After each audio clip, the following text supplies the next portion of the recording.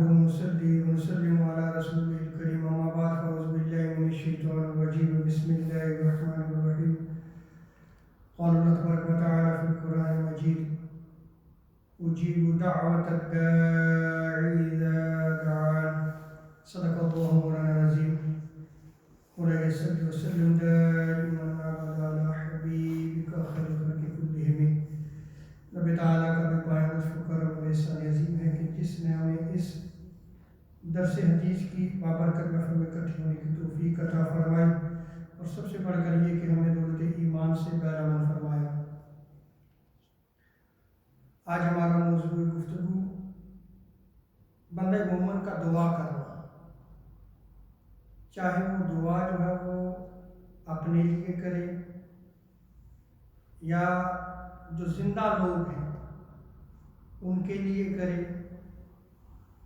اور جو اس دنیا سے چلے جاتے ہیں یا جو ہے وہ دعا ان کے لیے کرے۔ اور دعا آقا علیہ السلام کی اگر دعاؤں کا مطالعہ کیا جائے اور قرآن مجید میں بھی جو ذکر ہوا ہے اس میں اگر آپ دیکھیں تو ہمیں یہی چیز نظر آتی ہے کہ بندہ مومن اپنے لیے بھی مانگتا ہے اور مومنین کے لیے بھی مانگتا ہے۔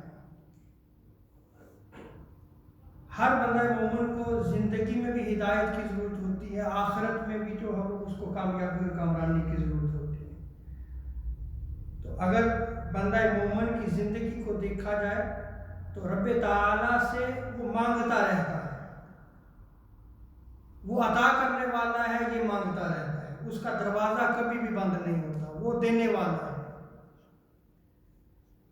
لیکن جس پرفتن دور میں ہم موجود ہیں اس میں دعا کے حوالے سے جو ہے وہ نالج نہ ہونے کی وجہ سے جو ہے وہ اختلاف کیا جاتا ہے۔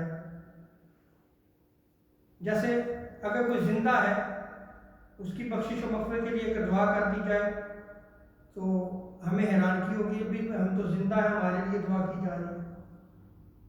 بخشش و مغفرت کی دعا تو ہم ہر نماز میں ربنا اغفر لی ولوالدی وللمؤمنین یوم یقوم الحساب مانگتے ہیں۔ تو سب سے پہلے بخشش و مغفرت کی دعا ہم مانگ رہے ہیں یا نہیں مانگ رہے؟ پھر جو ہے وہ اگر وہ قریب المرگ ہوتا ہے اس وقت جو ہے وہ اس کی بخشش و مغفرت کی دعا مانگیں، یا پھر اس دنیا سے جب چلا جاتا ہے تو پھر جو ہے وہ اس کے لیے دعائیں مانگنے کا سلسلہ ختم نہیں ہوتا۔ اب میں اپنے موضوع پہ آ رہا ہوں کہ وہ سلسلہ جو ہے وہ جاری رہتا ہے۔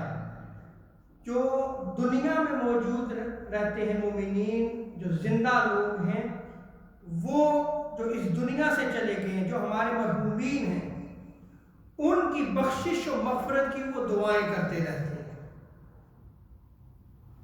اور یہ انبیاء کا طریقہ کار ہے۔ جیسے حضرت ابراہیم علیہ السلام دعا مانگا کرتے تھے ربنا اغفر لی ولوالدی وللمؤمنین یوم یقوم الحساب، اللہ تعالیٰ ہمیں بخش دے، ہمارے والدین کی بخش دے، جمیع مومنین کی بخش دے۔ اور حضور علیہ السلام نے نماز کا حصہ بنا دیا۔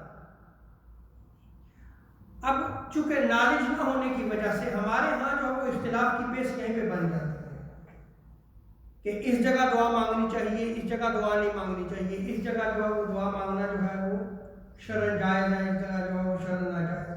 ہم ان ابحاث میں پڑ جاتے ہیں اور یہ ساری ابحاث ہمیں اللہ سے مانگنے سے دور کر رہی ہیں۔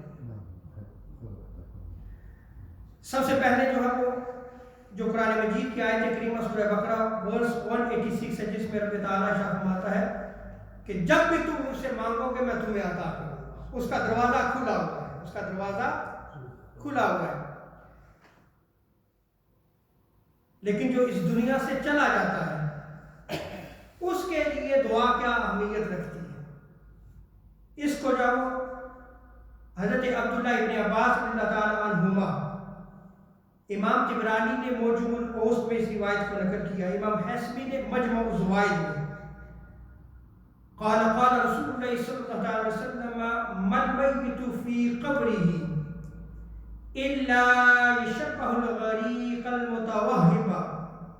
حضور علیہ السلام ارشاد فرماتے ہیں کہ قبر میں میت کی مثال ڈوبنے والے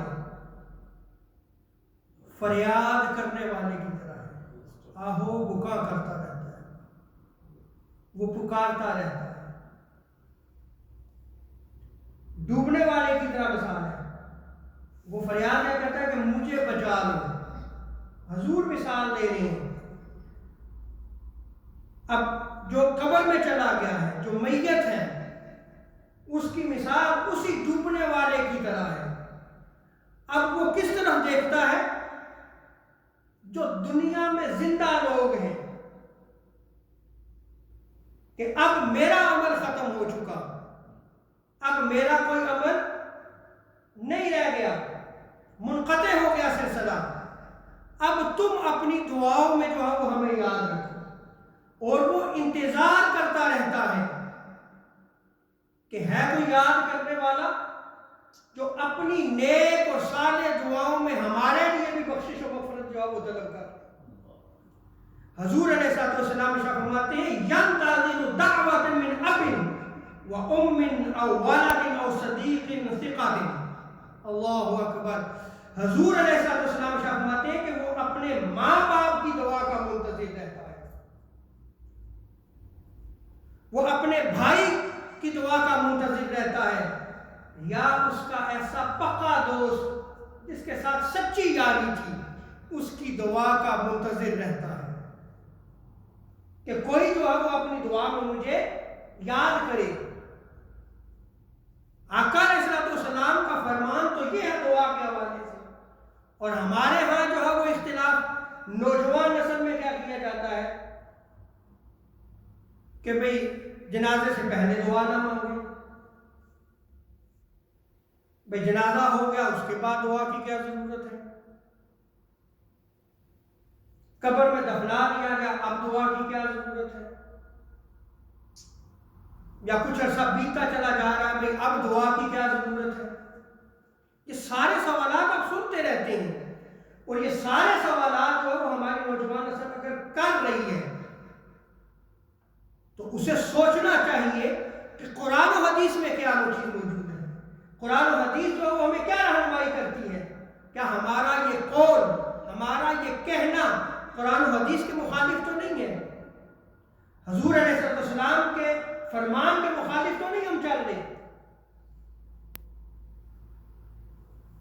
اور حضور علیہ السلام ارشاد فرماتے ہیں کہ جب کوئی بندہ اس دنیا سے چلا جاتا ہے اور جو اہل دنیا اس کے لیے جب دعا کرتے ہیں، جب دعا ملتی ہے تو اسے خوشی کتنی ہوتی ہے۔ حضور علیہ السلام فرماتے ہیں، حضور فرماتے ہیں فَإِذَا لَحِقَتْهُ كَانَتْ أَحَبَّ إِلَيْهِ مِنَ الدُّنْيَا وَمَا فِيهَا۔ دنیا اور دنیا میں جو چیز موجود ہے اس سے سب سے زیادہ محبوب وہ دعا ہوتی ہے جس کا وہ انتظار کر رہا ہوتا ہے۔ اور آگے حضور علیہ السلام فرماتے ہیں وَإِنَّ اللَّهَ لَا يُدْخِلَ عَلَىٰ أَهْلِ الْقُبُورِ مِن دُعَاءِ أَهْلِ الْوَرِدِ أَمْثَالَ الْجِبَالِ، کہ جو دنیا میں رہنے والے ہیں، جو اس دنیا سے چلے جاتے ہیں، ان کے لیے جو دعائیں کرتے ہیں رب تعالیٰ انہیں پہاڑوں کے برابر اجر و ثواب عطا فرماتا ہے۔ بھئی دینے والی رب کی ذات ہے، مانگنے والا بندہ ہے، بندہ اپنے لیے بھی مانگتا ہے، بندہ مومنین کے لیے بھی مانگتا ہے۔ جب وہ بندہ جو ہے وہ رب سے مانگتا ہے تو اس کے ہاتھ اپنے رب کے حضور اٹھتے ہیں۔ کس سے مانگ رہا ہے؟ رب سے مانگ رہا ہے۔ تو جب رب سے مانگتا ہے تو عطا کرنے والا کون ہے؟ وہ رب ہی ہے۔ تو خدا کے لیے سوچے کہ کہیں ہم اپنے رب سے تو جو ہے وہ دور تو نہیں کر رہے کہ بھئی رب سے مانگنا ہی چھوڑ دو تم۔ اور اگر یہ حال ہے تو پھر ہمیں اپنے ایمان کی خیر بنانی چاہیے، ہمیں اپنے ایمان کی فکر کرنی چاہیے کہ ہم کس طرف جا رہے ہیں۔ ہم نے قرآن و سنت کا دامن چھوڑ دیا، نہ قرآن فہمی نہ حدیث فہمی، اور ہم جو ہے وہ اپنے ہی فہم و ادراک کے مطابق جو ہے وہ دین کو ڈھالنا چاہتے ہیں۔ خدا کے لیے دین کو دین رہنے دے، قرآن کو قرآن رہنے دے، سنت کو سنت رہنے دے۔ اپنی زندگیوں کو قرآن و سنت میں ڈھالیں، نہ کہ اپنی سوچ اور فکر کے مطابق جو ہے تم قرآن و سنت کو ڈالنا شروع کر دو۔ آج ہمارا حال یہ ہوتا چلا جا رہا ہے۔ اب یہ جو حدیث مبارکہ میں نے نقل کی ہے، اس کے بعد اگر آپ یہ دیکھیں کہ ہمارے علماء عقائد وہ دعا کے متعلق کیا کہتے ہیں، بس وہ میں مختصراً نقل کرتا ہوں۔ میرا دل تھا کہ دعا کا معنی کیا ہے، اگر وقت ہوا دعا کہتے کس نے وہ بھی میں حدیث مبارکہ کی روشنی میں نقل کروں گا، لیکن چونکہ ہمارے ہاں نہ دعا مانگنے کے طریقے نہ آداب، ہمیں اختلاف میں ڈالا جاتا ہے، تو میں نے سوچا کہ عقائد کے جو علماء ہیں وہ دعا کے حوالے سے کیا کہتے ہیں کہ جو اس دنیا سے چلے جاتے ہیں ان کے لیے دعا آیا کرنی چاہیے یا نہیں کرنی چاہیے۔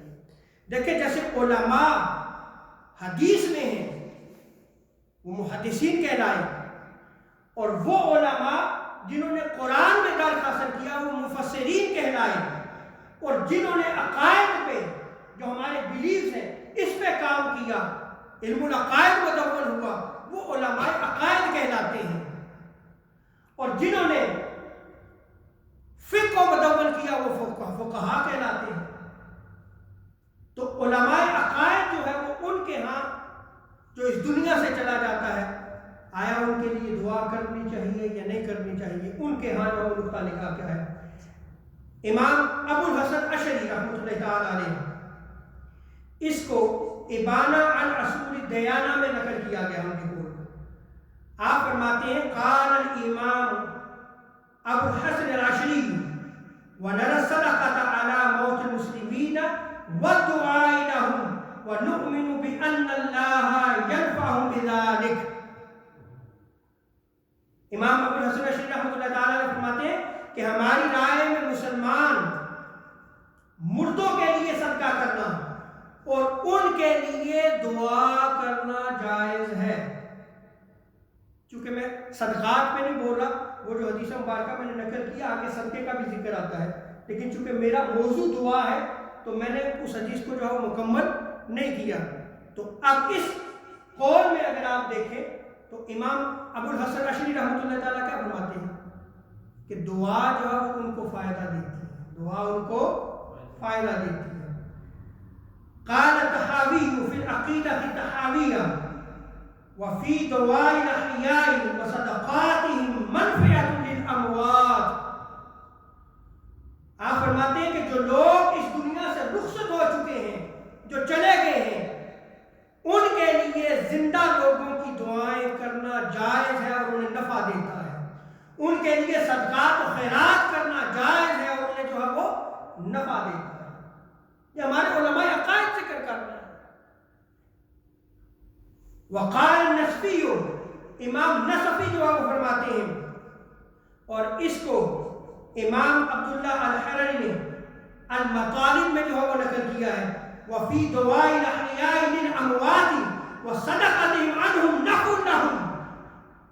آپ فرماتے ہیں کہ جو لوگ اس دنیا سے چلے گئے، رخصت ہو چکے ہیں، ان کے لیے زندہ لوگوں کی دعائیں اور ان کے صدقات مردوں کو نفع دیتے ہیں، مردوں کو نفع دیتے ہیں۔ اور قال سعد الدین تفتزانی وفی دعاء الاحیاء للاموات وصدقتهم ای صدقۃ الاحیاء عنهم ای عن الاموات نفع لهم۔ شرح قائد میں آپ فرماتے ہیں کہ جو دنیا سے چلے گئے ہیں ان کے لیے زندہ لوگوں کی دعائیں اور ان کا صدقات و خیرات انہیں نفع پہنچاتا ہے، ان کو نفع پہنچاتا ہے۔ اور بھی دیگر علماء عقائد نے جو ہے وہ باقاعدہ جو ہے وہ اس پہ گفتگو کی ہے کہ اگر آپ جو اس دنیا سے چلے جاتے ہیں ان کے لیے دعائیں کرتے ہیں تو یہ ان کو فائدہ دیتے ہیں۔ اللہ تعالیٰ جو ہے ہمیں دین کو سمجھنے کی توفیق عطا فرمائے۔ آخر میں صرف ایک چیز جو ہے وہ میں ذکر کر دوں کہ یہاں پہ آپ سے کوئی سوال قائم کر سکتا ہے کہ بھئی آپ ہاتھ اٹھا کے دعائیں مانگتے ہیں، تو آئیں ذرا دعا کہتے کسے ہیں وہ سن لیتے ہیں۔ اور اگر جو ہے وہ دعا ہاتھ اٹھا کے جو ہے وہ مانگنا ہے اور روایت میں موجود ہے تو ہمیں اسی طریقے سے جو ہے وہ رب تعالیٰ سے مانگنا چاہیے۔ حضرت عبداللہ ابن عباس رضی اللہ تعالیٰ عنہما روایت کو نقل کرتے ہیں، سنن ابو داؤد، امام طبرانی نے کتاب الدعاء میں اس روایت کو نقل کیا ہے۔ عن ابن عباس رضی اللہ تعالیٰ عنہ قال المسألة أن ترفع يديك حذو منكبيك أو نحوهما۔ آپ فرماتے ہیں کہ دعا مانگنے کا طریقہ یہ ہے کہ تو دونوں ہاتھوں کو اپنے کندھوں تک اٹھا دے۔ حضرت عبداللہ ابن عباس کیا کرے؟ کندھوں تک اٹھا لے، رب سے مانگ اور کندھوں تک ہاتھوں کو اٹھا لے یا ان کے برابر کر لے اپنے ہاتھوں کو۔ اور استغفار کیا ہے؟ آپ فرماتے ہیں والاستغفار ان تشیر باصبع واحد، کہ تو انگلی سے اشارہ کرے، یہ استغفار ہے۔ اور آگے فرماتے ہیں کہ عاجزی کا اظہار یہ ہے کہ تو دونوں ہاتھوں کو اکٹھا رب کے حضور پھیلا دے۔ عاجزی کیا ہے؟ کہ دونوں ہاتھوں کو رب کے حضور اکٹھا ملا دے، اس کو ابتہار کہا ہے، عاجزی کہا ہے۔ رب تعالیٰ جو ہے وہ ہمیں دین کو سمجھنے کی توفیق عطا فرمائے۔ یہ جو روایت نقل کی ہے اس پہ انشاءاللہ تعالیٰ اگلے درس میں مزید گفتگو کروں گا۔ رب تعالیٰ ہمیں دین کو سمجھنے کی توفیق عطا فرمائے۔